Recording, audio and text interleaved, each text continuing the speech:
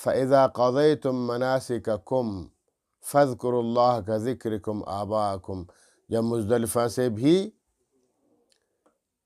10ویں ذی الحجہ کی صبح صادق کے بعد مزدلفہ سے روانہ ہوئے اور مینا کی طرف آ گئے، تو اب کیا کرنا ہے تم لوگوں نے؟ فَإِذَا قَضَيْتُم مَنَاسِكَكُمْ، اور جب تم لوگوں نے اپنے حج کے فرائض اور مناسک پورے کر لیے تو فَاذْكُرُوا اللَّهَ كَذِكْرِكُمْ آبَاءَكُمْ، اب اللہ کا ذکر کیا کرو، اللہ کی بڑائی بیان کرو، اللہ اکبر کہا کرو اور تلبیہ کہا کرو، یعنی اللہ رب العالمین کا ذکر و اذکار اتنا زیادہ اور کثرت سے کیا کرو کہ اسلام سے پہلے جو جاہلی زمانے میں لوگ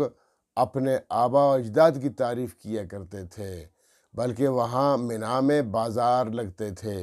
اور پھر وہاں خرید و فروخت کا کام بھی ہوتا تھا،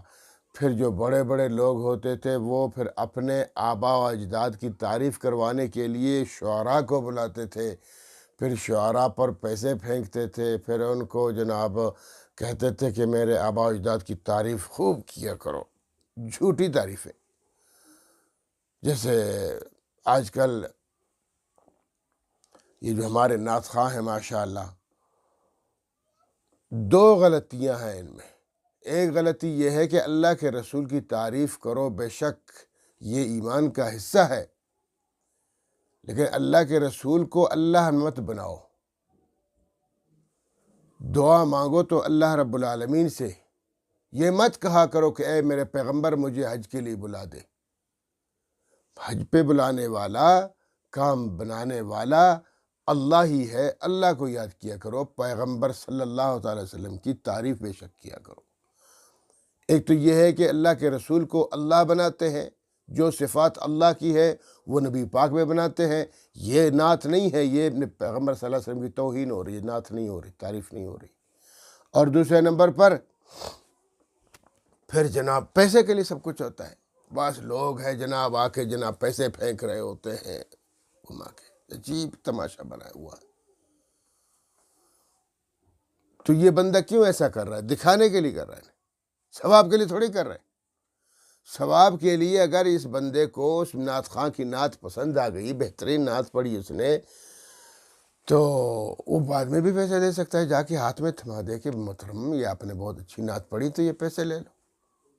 اب یہ سر پہ پھرانے کی کیا ضرورت ہے اور اس پہ پھینکنے کی کیا ضرورت ہے؟ ایک تو روزی کی توہین کر رہے ہو، پھر لوگوں کو دکھا رہے ہو کہ میں بڑا سخی ہوں اور میں بڑا عاشق رسول ہوں، دیکھو اس پہ پیسے پھینک رہا ہوں۔ اور اس کو دیکھا دیکھی آج کل تو رواج بنا ہوا ہے، مسجد میں اعلان ہو رہا ہے، ہاں بھائی فلاں خاتون نے 50 روپے مسجد کے لیے چندہ دیا، دوسری خواتین نے سن لیا، بھائی ہاں میرا نام بھی آ جائے گا، جاؤ 100 روپے میری طرف سے، 500 میری طرف سے۔ ذرہ برابر بھی ان چیزوں کا ثواب نہیں ملتا، یہ سب دکھاوا ہے، ریاکاری ہے۔ اللہ کی خاطر صدقہ کیا کرو، اللہ کی خاطر عبادت کو پورا کیا کرو، ایسا مت کیا کرے۔ اس لیے فرمایا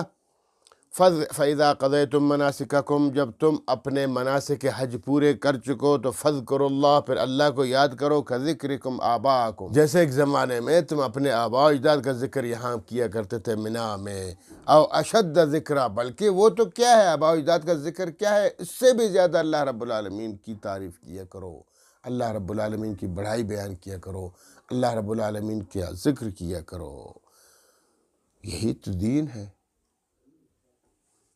اگر تمہارے آباء و اجداد غلط ہے تم بھی غلطی پر جاؤ گے، نہیں۔